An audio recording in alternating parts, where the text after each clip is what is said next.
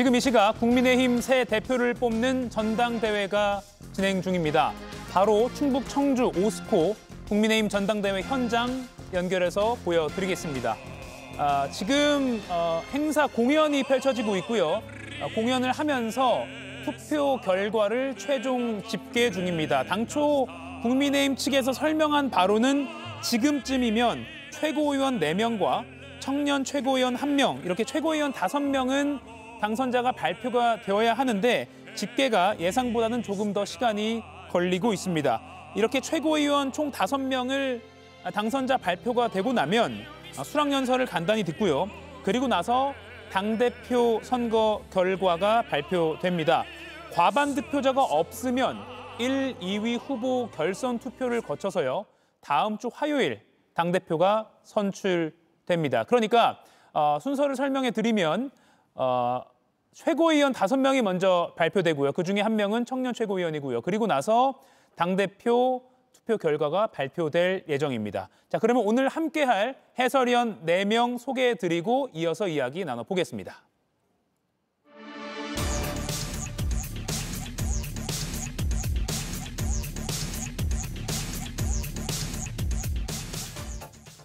네, 지금 이 시각 청주에서 국민의힘 전당대회가 열리고 있습니다. 축하 공연이 이어지고 있고요. 말씀드린 대로 최종 투표 결과 집계가 이어지고 있습니다.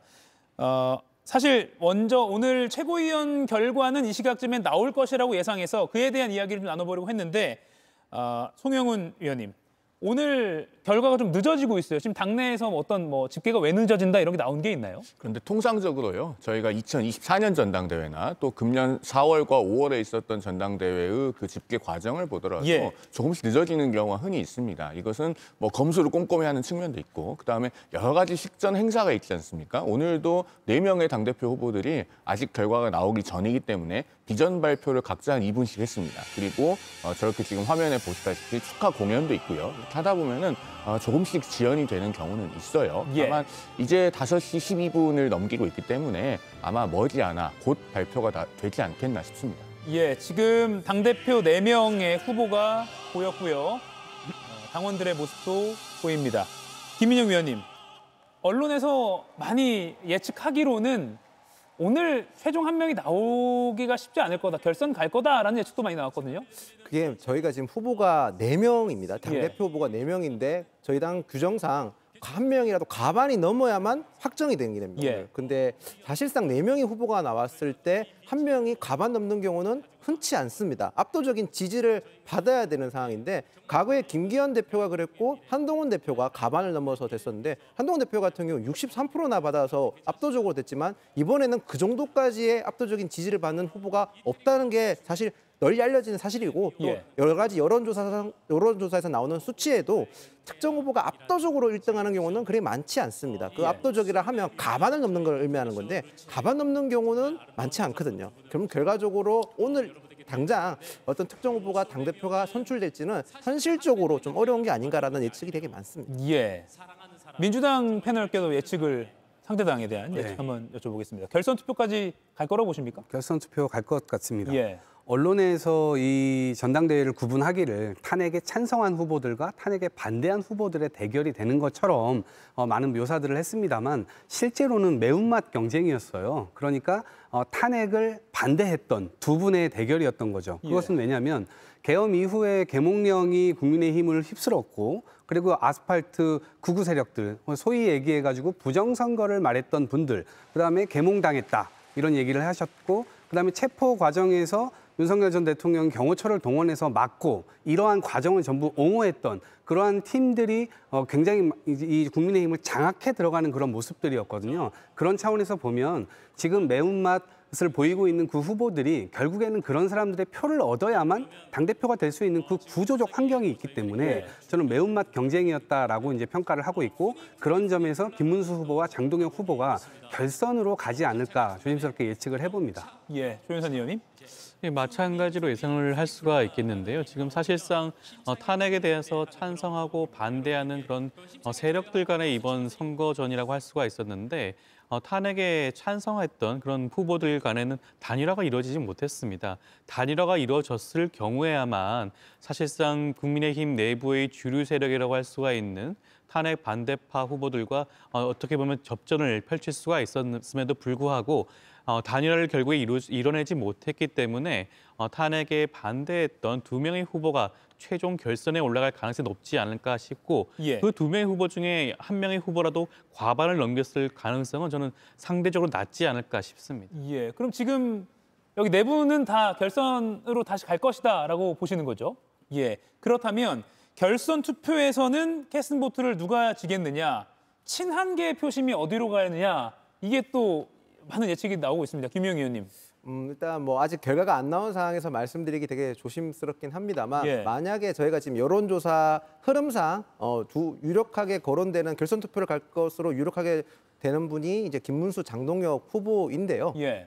저희가 흔히 말해서 본인이 지지하는 후보가 낙선하게 됐었을 때 투표의 경향성은 크게 두 가지로 나타납니다. 실망으로 인해서 투표를 포기하거나 아니면 본인이 지지한 후보를 낙선시켰다는 후보에 대한 분노 투표, 즉 응징 투표를 하는 경향성이 있습니다. 현재 상황으로 봤었을 때는 김문수 후보나 장동혁 후보 중에서 어느 후보가 더 친한계 후보를 자극했느냐라고 봤었을 때 장동혁 후보는 지난 전당대 연설 도중에 특정 진영에 대해서 굉장한 원색적인 공격과 비난을 했었습니다. 예. 그럴 걸 봤었을 때 실망으로 인해서 투표 포기보다는 분노 투표가 좀 나타날 가능성이 저는 상당히 있다고 봅니다. 물론 저희 당이 만약에 최종 경선을 가게 될 경우에는 내일 방송 토론회가 잡혀 있습니다. 그리고 월요일부터 일요일, 월요일 투표를 하게 돼 있는데요. 그 남은 기간 아직까지 물론 남은 기간이 좀 있습니다. 예. 토요일 날 토론회도 있고 일요일부터 투표가 시작되기 때문에 어느 정도 시간이 남아있기 때문에 그 남아있는 기간 동안 결선을 올라가게 된 후보들이 어떤 메시지를 내는지에 따라서도 충분히 표심은 조금 왔다 갔다 할 수 있다 이렇게 보는 게 맞을 것 같습니다. 예, 저희가 잠시 그래픽 보여드렸지만 신지호 국민의힘 전 전략기획부총장은 김문수 후보 쪽으로 친한계 표심이 좀 가지 않을까. 왜냐하면 대선 때 끝까지 어쨌든 한동훈 후보가 김문수 후보를 위해서 뛰었으니까요. 어떻게 예측하십니까? 일단 그럴 가능성이 있고요. 예. 우리가 결선 투표로 가게 될 경우에 그 표심의 향배는 데이터를 보면서 좀 예측을 해볼 필요가 있습니다. 지금 이번에 34만 4,272명의 당원들이 투표를 했다. 이렇게 알려지고 있는데요.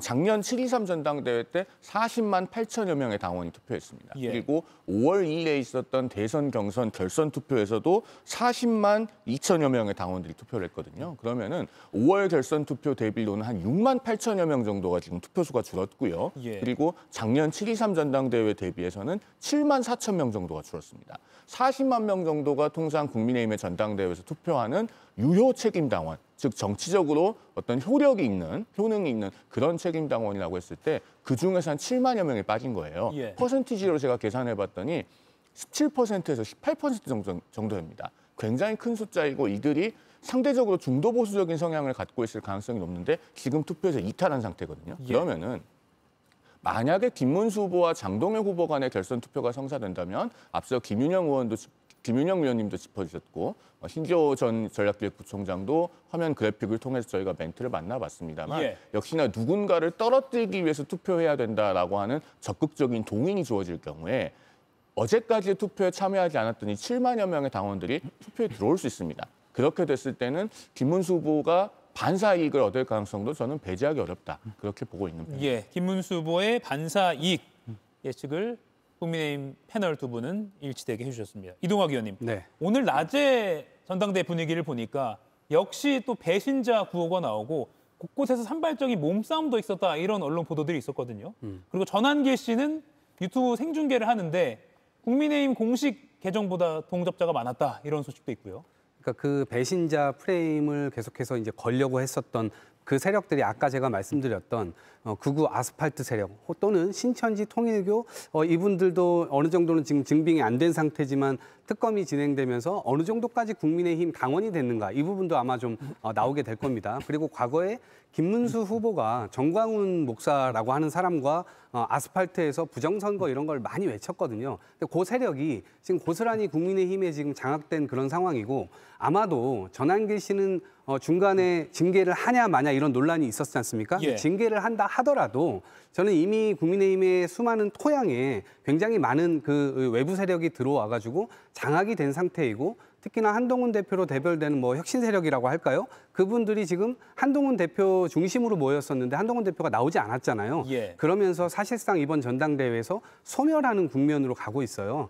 동시에 장동혁 후보가 토론회 때 전한길 씨와 한동훈 씨 뭐 둘 중에 누구를 공천할 거냐라고 했을 때 전한길 씨에 공천하겠다 이렇게 얘기까지 했는데 실제로는 구조적으로는 이 최고위원회라고 하는 것이 아마도 방송 출연했던 극우 유튜버들 있잖아요. 예. 저는 사실상 그분들이 국민의힘의 최고위원들이고 지금 최고위원 후보로 나온 분들은 오히려 그들을 대변하는 그 극우 유튜버들을 대변하는 약간 허수아비 최고위원회가 될 가능성이 굉장히 크다. 예. 그런 점에서 국민의 보편적 상식으로 국민의힘이 리드될지는 전혀 모르겠습니다. 예, 지금 국민의힘 최고위원 후보 저희가 정리해서 보여드리고 있습니다. 이 가운데 청년 최고위원 1명 그리고 최고위원 4명 총 5명의 최고위원이 곧 당선자가 발표가 되고요. 최고위원 발표 후에는 4명의 당대표 후보 중에서 최종 1인이 발표가 될지 또는 과반 득표자가 없다면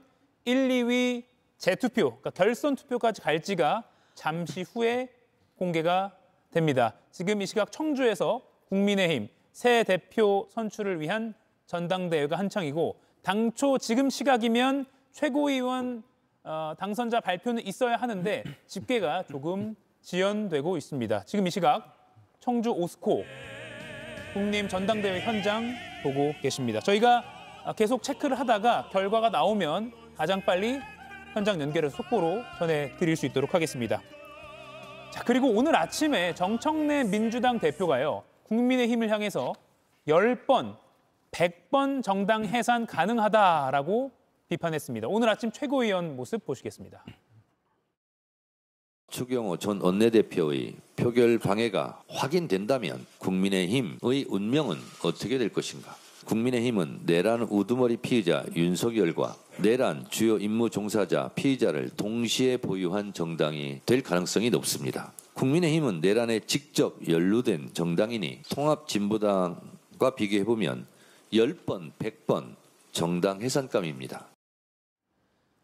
예, 그리고 어제 내란 특검팀은 처음으로 국회 사무처를 압수수색했습니다. 국회 계엄 해제 의결을 방해했다 이 의혹을 수사하는 건데요. 여기에 추경호 전 국민의힘 원내대표는 피의자로 적시됐습니다.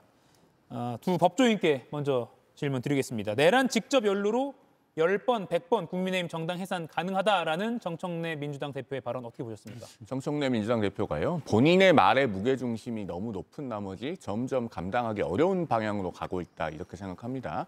정청래 대표는 당대표가 되고 난 뒤에도 본인이 과거에 야당의 공격수였던 것처럼 사람과 악수한다. 라고 하면서 야당 비대위원장과의 악수도 거부하는 굉장히 협량한 모습을 보여주고 있는데 그런 말의 연장선상에서 계속 국민의힘을 해산 대상이라고 몰아붙이고 있는 것으로 보여요. 그런데 본인이 계속 이렇게 국민의힘을 정당 해산감이라고 몰아붙이면 만약에 그 해산이 안 되면은 정청래 후보의 정치적 운명은 어떻게 되나요? 즉 정당 해산에 실패하면은 본인의 존재 가치도 없어지는 그런 방향으로 스스로를 몰고 가고 있는 겁니다. 그리고 저는 그럴 가능성이 전혀 없다고 봅니다만 만에 하나 국민의힘이 해산된다면은 그때는 정청래 의원도 본인의 어떻게 보면 정치적 효용을 다하게 되는 그런 문제가 있어요. 그러니까 정치인은 항상 국립민복에서 아젠다를 찾으려고 해야지 상대를 없애고 말살하고 배척하는 것에서 답을 찾으려고 해서는 안 된다라는 말씀을 드립니다. 예, 국민의힘 최고위원 당선자 발표 함께 보시죠.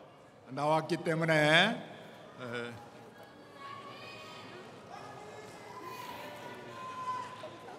당대표 및 최고위원 선거의 개표가 종료되었음을 선언합니다. 네, 선거관리위원장님의 선언으로 개표가 종료되었습니다.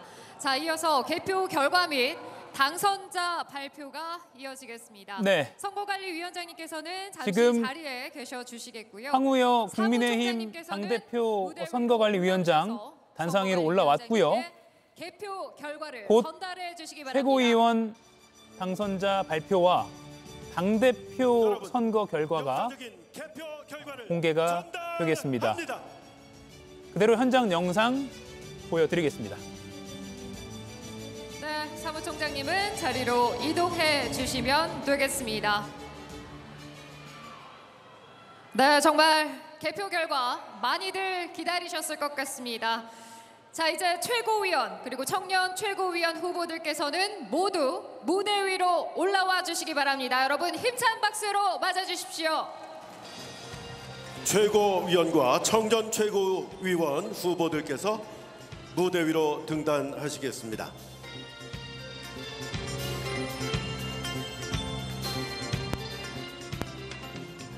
네, 청년 최고위원은 2명이 경쟁해서 1명이 선출될 텐데 찬탄, 반탄 1명씩이죠. 우재준 후보와 손수조 후보 둘 중에 누가 될지 관심이 쏠리고요. 그리고 나머지 최고위원 중에서도 4명이 뽑힐 최고위원 중에서도 찬탄, 반탄 비중이 어떻게 될지도 시청자 여러분께서도 지켜보셔야 할 일종의 포인트라고 말씀드릴 수가 있겠습니다. 당대표 및 최고위원 선출을 위한 선거 투표 및 개표 결과를 발표해 드리겠습니다. 먼저 투표 결과를 발표하겠습니다. 당대표 및 최고위원 선출 선거관리위원회는 제6차 전당대회 선거인단을 대상으로 지난 8월 20일 온라인 투표, 21일 ARS 투표를 실시하였습니다.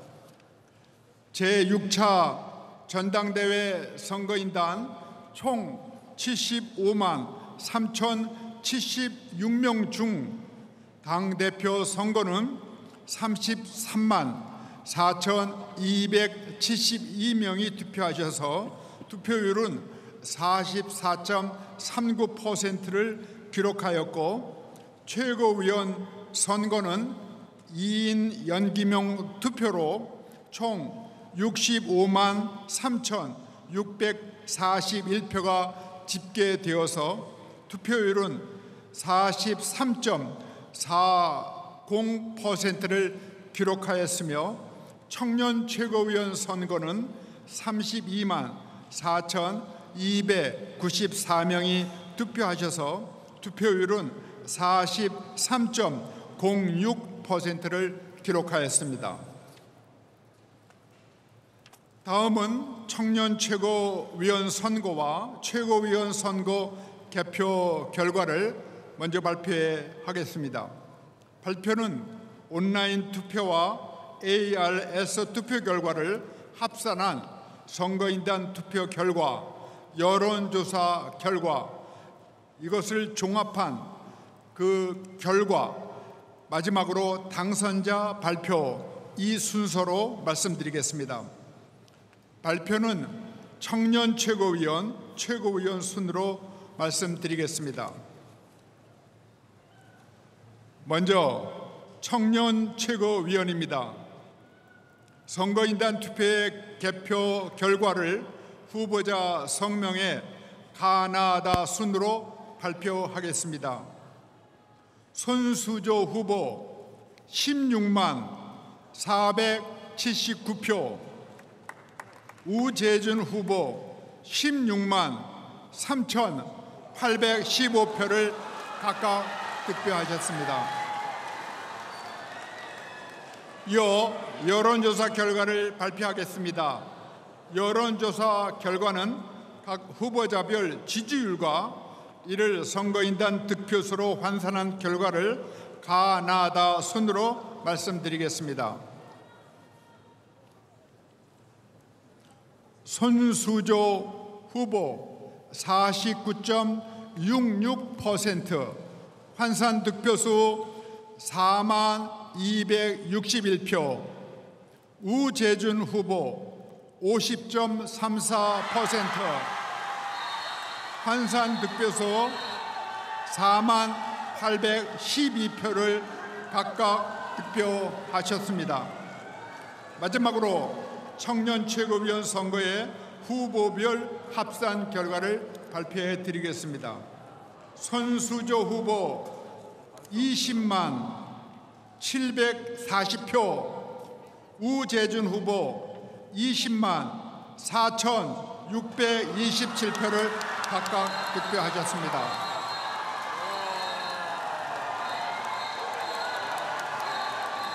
예, 국민의힘 청년 최고위원 한석 몫이 있는데요. 우재준 후보, 찬탄파로 분류되는 우재준 후보가 청년 최고위원에 당선이 됐습니다.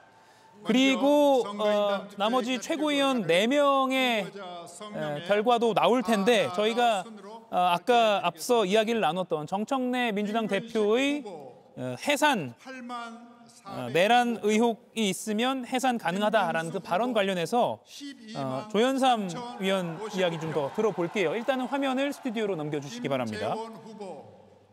예. 후보별로 다 듣다 보면 시간이 너무 없기 때문에 결과만 제가 깔끔하게 정리해드리고요. 조현삼 의원님, 정청래 당대표가 100번이고 10번이고 100번이고 해산 가능하다라고 국민의힘을 향해서 말을 했습니다. 정청래 당대표 입장에서는 이번 그 전대 과정에서 내란 종식을 본인의 그런 일종의 아이덴티티로 삼고 당선되지 않았겠습니까? 당원과 국민들의 선택을 받은 상황이기 때문에 내란 종식을 위한 그 내란 해산 부분도 분명히 말씀을 하실 그런 상황이라고 생각이 드는 것이고요. 그리고 우리가 현행 헌법사상 정당이 해산된 경우는 단 한 차례밖에 없습니다. 통합진보당이 해산된 사례가 단 한 차례가 있는데 통합진보당이 해산됐던 경우와 지금 국민의힘의 상황을 비교해 놓고 봤을 때 과연 그러면 정당 해산의 정도에 준하는 것인가를 살펴볼 수가 있겠죠. 통합진보당의 경우에는 그 당시에 핵심적인 역할을 했던 것은 이석기 당시 의원의 그런 내란 음모, 내란 선동죄였습니다. 그것으로 인해서 결과적으로 봤을 때는 내란 선동죄가 유죄로 재법은 확정이 되었고요. 그로 인해서 정당이 해산된 사례가 있죠. 지금 국민의힘이 처한 상황은 어떻습니까? 국민의힘이 배출한 윤석열 전 대통령이 사실상 내란 선동과 음모가 아니라 내란 행위를 저지른 것이죠. 물론 아직까지 그 형사재판 결과가 나오진 않았지만 내란을 실제로 행한 상황이고요. 그리고 국민의힘 원내대표였던 추경호 원내대표의 경우에는 계엄 해제의 표결을 방해한 그런 의혹이 있지 않겠습니까? 만약 그런 내용들이 사실로 확인된다고 한다면 저는 통합진보당 사례와 비교했을 때 정당 해산은 충분히 가능한 상황이 아닌가라는 생각이 들고 그렇다고 한다면 지금 정청래 대표가 하는 그런 정당 해산과 관련된 얘기도 충분히 수긍이 갈 수 있는 부분이 아닌가 싶습니다. 예. 그런가 하면 이 내란 연루 의혹 외에도 민주당에서는 국민의힘이 통일교와 유착된 정황이 굉장히 많이 드러났다. 그래서 이게 정치와 종교가 분리되어야 한다는 우리 헌법상의 기본 원칙에 위배되는 것이다. 그래서 이것도 위헌 정당의 한 근거다라고 밝히고 있습니다. 김용 의원님, 내란 연루 의혹 외에도 통일교와의 유착 이걸 봐서도 위헌 정당 충분히 가능하다라는 의견이 있습니다. 정청래 의원이라든지 지금 민주당 지도부 또는 민주당 의원들의 저런 공격은 굉장히 대단히 가볍게 느껴집니다. 그리고 굉장히 정치적 공세라고 제가 얘기할 수밖에 없는 상황입니다. 내란 의혹 같은 연루 의혹 같은 경우는 제가 100번 양보해서라도 당시 그때 시점에서 국민의힘 의원들 중에서 실제로 투표에 참석하지 않았던 의원 또는 뭐 여러 가지 의혹을 받고 있는 게 실질적으로 사람들이 실제로 봤기 때문에 그런 주장을 할 수 있다 치지만 통일교 같은 경우에는 지금 드러난 게 아무것도 없지 않습니까? 그렇게 되면 저희 입장에서는 이런 얘기도 할 수 있는 겁니다. 민주당이 특검과 지금 뭔가 공모하고 있는 게 아닌가, 수사 결과, 수사 과정을 듣고 있는 게 아닌가 하는 저희 의혹을 제기할 수도 있는 겁니다. 지금 사실 통일교 같은 의혹 같은 경우는 밝혀야 될 일이 굉장히 많습니다. 실제로 저희 당원에 가입된 사람이 있다 하더라도 그 당원들이 어떤 조직적인 행위가 있었고 당비가 누구를 해서 대납됐거나 아니면 대납받아서 당원에 입당한 사람이 어떤 특정한 정치 행위에 깊숙이 관여했다는 실질적인 증거가 드러나야 되는 겁니다. 아직 밝혀야 될 의혹들이 상당히 많음에도 불구하고 민주당은 지금 아무것도 드러나지 않은 상황에서 정치 공세를 하고 있는데 지금 시점에서 민주당이 발의한 특검이 진행되고 있는 와중에서 그런 공세를 한다면 이 특검의 진실을 밝혀야 될 특검을 정치 공세화하는 것은 결국 민주당 몫이다. 민주당 탓이다라는 말을 분명히 말씀드리겠습니다. 그런데 이렇게 반론이 가능할 것 같습니다. 그 진실을 밝히려고 특검이 압수수색을 하려고 하는데 그걸 또 거부하고 있는 게 국민의힘이기 때문에 그럼 어쩌자는 거냐? 이런 또 반론이 가능하거든요. 그 답을 법조인이니까 예. 제가 좀 드려도 될까요? 일단 우리 정당법에 보면요. 정당 명부에 대해서는 특별하게 보호하고 있는 규정들이 있습니다. 그건 왜 그렇습니까? 누가 어느 정당에 가입되어 있는지가 쉽게 노출이 되면 그만큼 정당 활동의 자유가 위축되기 때문에 그렇습니다. 우리 시청자들 중에서요. 과거 90년대나 2000년대까지만 해도 민주당 계열 정당에서 이른바 샤이 진보표라고 하는 것이 있어서 여론조사의 한 5% 정도 잡히지 않는다라고 하는 현상을 들어보셨을 겁니다. 그건 왜 그렇습니까? 우리나라가 87년 민주화되고 나서에도 상당 기간 동안 여론조사를 통해서 정치적인 의사를 자유롭게 표현하는 것을 터부시하는 분들이 계셨습니다. 과거 군사독재의 그 후유증 때문에 그렇죠. 그렇기 때문에 과거에 샤이 진보표라고 하는 것도 있었는데 정당에 누가 가입되어 있는지가 당원 명부를 압수수색해서 쉽게 노출이 된다라고 하면은 그 당에는 굉장히 가입하기 어려워지는 현상이 생기는 것이죠. 그런 부작용을 우려해서 지금 국민의힘에서 이 당원 명부 압수수색을 반대하고 있는 것입니다. 예. 잠시 이 얘기는 잠시 후에 또 민주당 패널 이야기를 듣도록 하고요. 지금 최고위원 4명 발표가 됐습니다. 지금 화면에 보이는 인물입니다. 우재준 청년 최고위원, 그리고 신동욱, 김민수, 양향자, 김재원 이렇게 최고위원 4명까지 청년 최고위원 5명, 1명 포함해서 5명이 됐습니다. 다시 한번 정리해드리겠습니다. 신동욱, 김민수, 양향자, 김재원 이 4사람이 최고위원, 그리고 청년 최고위원의 우재준 위원이 당선이 됐습니다. 지금 우재준 청년 최고위원 당선자부터 수락 연설을 할 예정입니다. 글쎄요, 비중으로 보면 뭐 찬탄 반탄을 나눠보면 양향자 최고위원 한 명이 찬탄이다 이렇게 볼 수 있겠네요. 그것도 그렇고요. 지금 찬탄 후보와 반탄 후보가 1대1로 맞붙는 구도로 치러진 선거는 이번 전당대회에서 청년 최고위원 선거가 유일합니다. 예. 그리고 그 선거에서 우재준 의원이 지금 당원 투표와 여론조사를 합산하면 50.45% 득표를 했거든요. 그러면은 적어도 국민의힘에서 이번 전당대회에 참여한 당원들은 당을 개혁하고 쇄신하기 위한 최소한의 기반을 남겨놓기 위한 전략적 선택을 했다. 즉 어느 정도는 집단지성을 발휘한 부분이 있다라고 평가할 수 있겠습니다. 물론 최고위원 선거에서 개혁쇄신파 후보가 더 많이 지도부에 진입했다면 의미가 컸겠습니다만 예. 일단 양향자 후보도 탄핵에는 찬성했던 후보로 분류가 되고 있고 그렇다면 앞으로 양향자 전 의원과 우재준 의원이 최고위원회에서 어떻게 당의 개혁과 쇄신을 위한 최소한의 균형을 잡는 역할을 해나갈 것이냐 이 부분이 대단히 중요하다라고 말씀드릴 수 있겠습니다. 예, 김윤영 위원님도 최고위원 선출 결과 평가 좀 들어볼까요?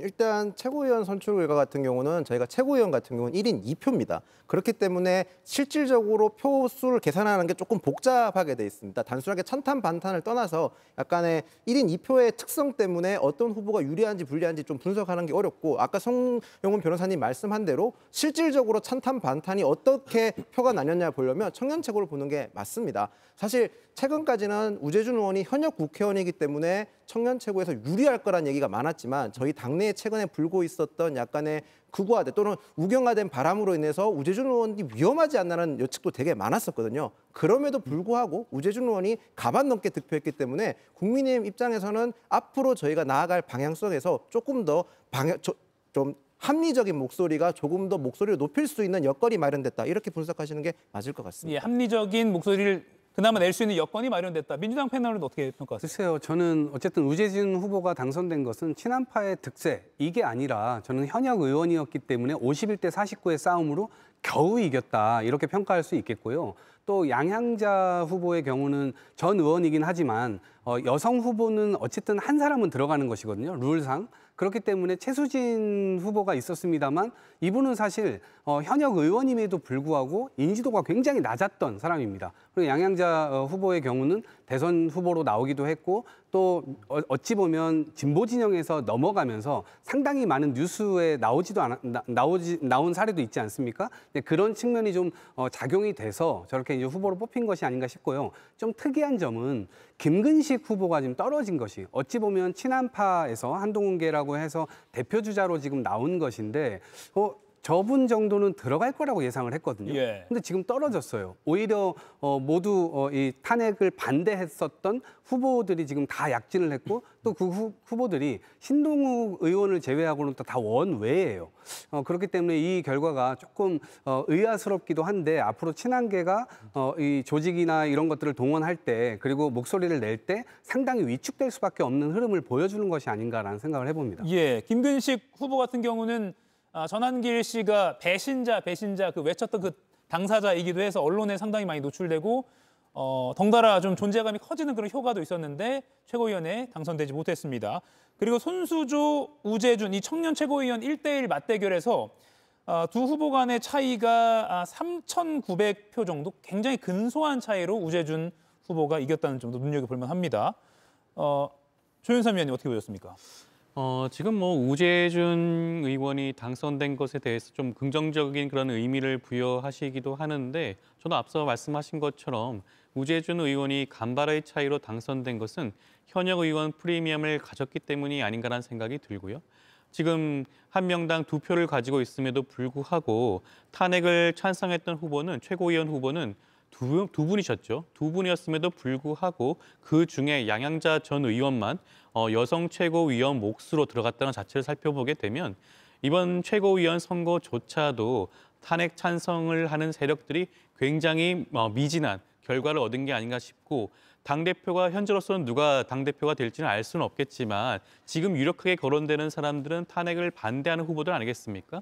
탄핵을 반대하는 후보가 최종적으로 당대표로 선출이 되고 최고위원 구성조차도 탄핵을 반대했던 세력들이 우위를 점한다면 아마 국민의힘이 앞으로 쇄신하는 모습, 그러한 모습, 국민의 눈높이에 맞는 모습을 보여주기는 굉장히 지난하지 않을까 싶습니다. 예, 지금 최고위원 당선자들의 수락 연설이 이어지고 있고요. 잠시 후에 당대표 선거 결과도 나올 예정입니다. 자, 그러면 다시 오늘 민주당 정청래 의원의 내란 정당 해산 그 언급 관련해서 이번엔 민주당 패널 분들의 의견 좀 들어보겠습니다.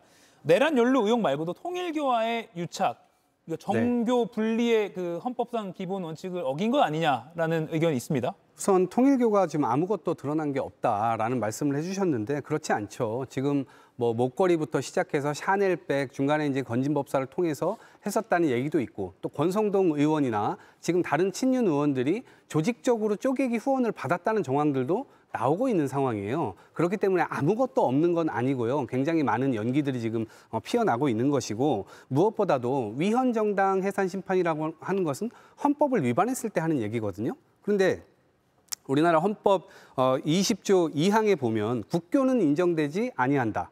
여기서 정치와 종교는 분리된다라고 하는 명시적인 표현이 있습니다. 근데 이것은 누구든지 종교를 가질 자유도 있고 가지지 않을 자유도 있는 겁니다. 특히나 공직자 역시도 마찬가지의 개념을 부여받는 것인데 누구나 종교를 가질 수 있지만 특정한 종교에 의해서 정책 결정이라든가 이런 것들이 되면 안 된다는 의미를 내포하고 있는 거예요. 그런 차원에서 보면 이미 통일교 2인자가 대통령까지 독대를 했고 오늘 대박이다. 이런 이제 엽서 메모도 나오지 않았습니까? 근데 그런 차원에서 보면 대통령에게 혹은 김건희 여사에게 어떤 영향을 끼쳤을 것인가? 그리고 친윤 유력 주자 정치인들에게 후원금을 개인이 할 수 있는 최대치로 하면서 어떠한 영향을 끼쳤는가? 이 부분에 대한 조사가 좀 필요한 것이 아닌가 싶습니다. 예. 저희 당 얘기니까 제가 좀 한 말씀 드렸으면 하는데요. 그 민주당이 저는 이 정도로 민주정당의 모습에서 이탈된 이야기를 쉽게 하는 것에 사실 많이 놀랐습니다. 과거의 민주당은요, 그래도 상대 정당과의 공존을 인정하는 그런 정당의 모습이었는데 지금 이렇게 사실관계가 정확하게 확정되지도 않은 상태에서 의혹만 가지고 상대 정당이 정교분리 위반이다. 그래서 정당 해산의 대상이다. 이렇게 말하는 것은 과거의 민주당과는 달라도 너무 다른 모습입니다. 자, 이렇게 의혹만 가지고 이야기할 거면요, 2021년 민주당 그 대선 경선 과정에서는 어떤 일이 있습니까? 3차 경선에서 이낙연 후보가 모두 예상을 깨고 62대 28로 깜짝 압승을 거둡니다. 당시에 이낙연 후보가 8만 5천 표 정도 이겼는데 그 다음에 2022년 2월에 김어준 씨 유튜브에서 당시 3차 경선에서 신천지 개입설이 제기됩니다. 10만 명 정도의 신천지 당원들이 조직적으로 그 경선에 가담해서 이낙연 후보의 승리를 이끌어냈다. 그런 의혹이 제기되는데 민주당 여기에 대해서 사실관계를 한 번이라도 제대로 밝힌 적이 있습니까? 그러니까 의혹만 가지고 정교분리 위반이라고 하면요. 한도 끝도 없습니다. 사실관계가 확정되기 전에 신중하지 않은 말씀을 하시는 것은 좀 자제해 주셨으면 좋겠다라는 말씀을 드립니다. 물론 이동학 의원도 아까 이제 조사가 필요하다라는 걸 전제로 말씀하시긴 했습니다. 조윤선 의원님, 압수수색 부분 좀 여쭤볼게요. 앞서 송영은 의원께서는 정당 활동의 자유를 위축시킬 수 있다라는 점에서 이게 불합리하다라는 취지로 설명을 했는데 다만 특검은 지금 뭐 전체 명부를 달라는 건 아니잖아요. 그렇죠. 일단은 법원으로부터 영장을 적법하게 발부받은 거 아니겠습니까? 적법하게 발부받은 압수수색 영장을 가지고 이것을 집행하는 과정에서 이를 거부하고 있는 상황이죠. 굉장히 유사한 사례가 최근에 있었죠. 윤석열 전 대통령이 관저 농성을 하지 않았겠습니까? 그 당시에도 체포영장을 발부받았음에도 불구하고 그 관저에서 끝까지 버티면서 응하지 않았던 사례가 있죠. 그러한 모습을 다시 한번 국민의힘이 보여주는 게 아닌가 싶고 앞서 말씀하신 것처럼 정당 명부 일정 부분 보호받을 그런 가치가 분명히 있습니다. 그렇지만 이것은 전체 명부를 대상으로 하는 것이 아니라 통일교와 관련된 유착 의혹이 제기되고 있는 일정 부분에 대한 그런 정당 명부를 열람하고 그것을 압수수색하겠다는 것이기 때문에 수사의 목적과 그런 여러 가지 측면에서 법원이 적법하게 발부했다고 한다면 그에 응하는 것이 공당의 자세가 아닌가 싶습니다.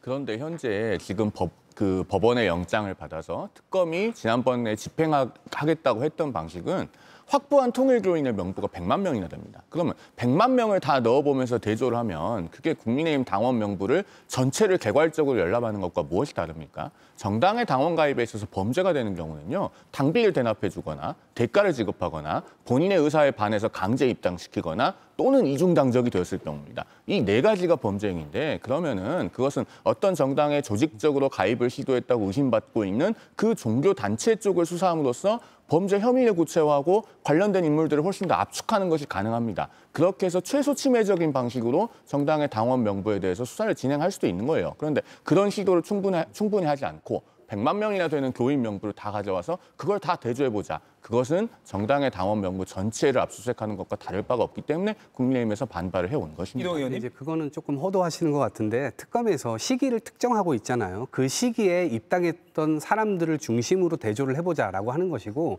정당법에도 이미 불법적인 상황에 있다면 그런 당원 명부 등의 제공이나 이런 것들은 협조해야 된다라고 나옵니다. 근데 그런 차원에서 얘기를 하는 것이고 단순히 입당으로만 혹은 당비를 어떻게 냈냐 아니냐 이런 것만 얘기하는 것이 아니고 통일교 관계자들의 어떤 메모가 계속해서 나오고 있잖아요. 대통령을 만났다. 또 김건희 씨에는 수많은 뇌물들이 오갔고요. 또 친준 의원들에게는 후원금이 최대치로 지금 가고 있기도 합니다. 그런 상황에서 종합적으로 이것을 보호하는 것이기 때문에 협조를 좀 해야 된다 이렇게 생각을 합니다. 예, 이가혁 라이브를 시청해 주셔서 고맙습니다. 이가혁 라이브는 평일 오후 5시 TV와 유튜브로 실시간으로도 함께하실 수 있습니다.